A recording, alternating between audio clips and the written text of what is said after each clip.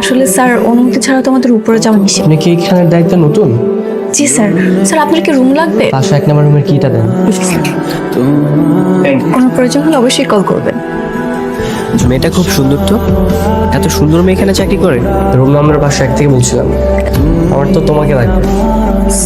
Sorry sir. তুমি উপরে আসো, তোমাকে বুঝাচ্ছি। Okay sir. 501 নম্বর রুমে কি লাগবে একটু দেখুন তো। স্যার আপনি আমাদের রিসেপশনে মেয়েটাকে নতুন এসেছে? জি স্যার। নিচে চলে যাও, আর আমাকে একটা কফি নিয়ে উপরে আসতে হবে। স্যার কফিটা নিন। আজব ব্যাপার, আপনি কি কাপটা ঠিক মতো দিতে পারেন না? সরি স্যার, আমি তো আপনার হাতেই দিচ্ছিলাম, ওটা ক্লিন করার জন্য লোক পাঠিয়ে দিচ্ছি। কেন লোক লাগবে কেন? আপনি আছেন না, আপনি ক্লিন করুন। জি স্যার। আর ক্লিন শেষ হয়ে গেলে আমার জন্য টাওয়াল, সাবান আর শ্যাম্পু নিয়ে আসবেন। স্যার কি অবস্থা? কোনো সমস্যা?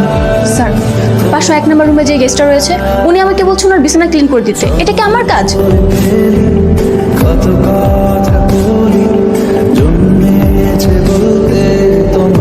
আমার এখানে কোনো জব করবো না। একটা গেস্ট আমাকে একটার পর একটা কাজ করিয়ে যাচ্ছে, আমার তো এসবের কাজ নয় স্যার। চাকরি করবেন কি করবেন না সেটা আপনার সিদ্ধান্ত। যদি চান তাহলে আপনি চাকরিটা ছেড়ে দিতে পারেন। আমার তো চাকরি এমনিতেই থাকবো, ওদেরকে আমি এমনি এমনি ছেড়ে দেবো? কি করছেন আপনি এসব? শার্ট ছেড়ে ছেড়ে টুকরো টুকরো করছি। এমন চাকরি করা থেকে না করা অনেক ভালো। করলাম না চাকরি। আরে তুই হঠাৎ আমি গতকাল রাত্রে জবটা ছেড়ে দিয়েছি। আমাকে না বলে তুই ছেড়ে দিলি? অনেক বাদর ছেলে হোটেলে রুম ভাড়া নিয়েছিল। এই খুব সামনে কথা বলো, কাকে বাজার বলছো তুমি? আপনি এখানে কেন? আপনি তো সব নষ্টের মূল। এইভাবে বলিস না, ও আমার ভাইয়া হয়। বাদরটা তোর ভাইয়া? তোকে যে বাদরের কথা বলেছিলাম এটাই সেই বাদর। আসি আমি। বান্ধবী আমি কি জানতাম নাকি? তোর জন্য আজকে ও রেগে চলে গেল। আমি ব্যাপারটা দেখতেছি, জানতাম না তুমি যে আমার বোনের বান্ধবী। আমি এক্সট্রিমলি সরি। ও আচ্ছা, আজকে যদি আপনার বোনের বান্ধবী না হয়ে আমি অন্য কেউ হতাম তাহলে এমন করা উচিত ছিল, তাই তো? না না বাস সেরকম কিছু না। আরে আরে দাঁড়াও, এটা তো তুমি রাগের কথা বলছো। রাগ চেপে না রেখে প্রকাশ করো কিন্তু খুব ভালো। মেয়েরা খুব রাগী হয়, তাদের মনটা নাকি অনেক সুন্দর হয়। দেখুন, আমি আপনার উপর কোনো রাগ করিনি, তোমার রাগ ভাঙাতে হবে না। শোনো না, আমার সাথে একটা সত্যি কথা বলার ছিল। ওই দিন তোমাকে যখন রিসেপশনে দেখেছি থেকে আমার খুব ভালো লেগেছে। বলা শেষ, এখন আপনি আসতে পারেন। আমাকে দেখে যতটা নরম মনে হচ্ছে না, আপনি ততটা নরম নন। এত সহজে আমি তোমার পিছন ছাড়ছি না। স্পার্নিলা, আজকে হঠাৎ তোর ভাইয়াকে নিয়ে আসলি? আমি তো তোমার জন্য এসেছি। হ্যালো। তুই তো নির্লজ্জ কেন রে? কি উল্টাপাল্টা কথা বলছে? আপনার কাছে কি ভালোবাসাটাও ফাইজলামা মনে হয়? আমার কাছে রঙিন মনে হয়। আচ্ছা শোন না, ভাইয়া কিন্তু খারাপ না। তোর ভাইয়া যে কেমন ভালো ছেলে সেটা আমি খুব ভালো করেই জানি। সব ভুলে জানা রে, ভাইয়া সত্যি তোকে অনেক পছন্দ করে।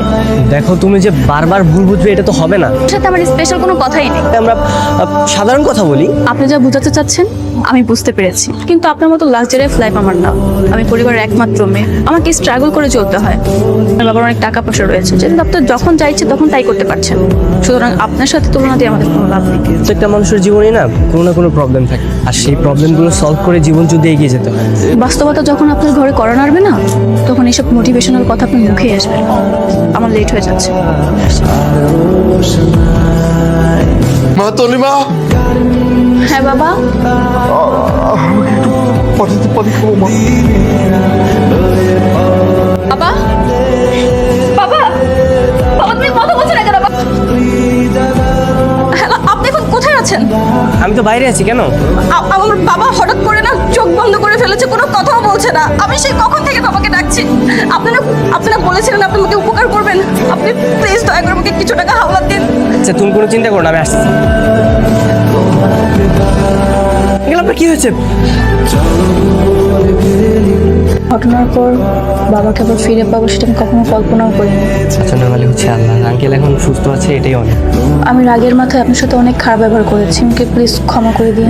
পাগল, ভালোবাসার মানুষের কাছে ক্ষমা চাইতে নেই।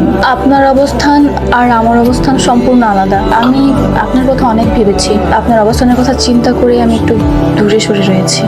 দেখো আমি সত্যি তোমাকে অনেক ভালোবাসি। তুমি যদি চাও তাহলে আমার বাবার সাথে আমি কথা বলবো। আপনার বাবা মেনে নেবে? মেনে নিবে না কেন? আমি বাবার একমাত্র ছেলে, আমার কথা তো অবশ্যই রাখবে। তাহলে আঙ্কেলের সাথে কথা বলুন। তুমি সত্যি বলছো? বসুন।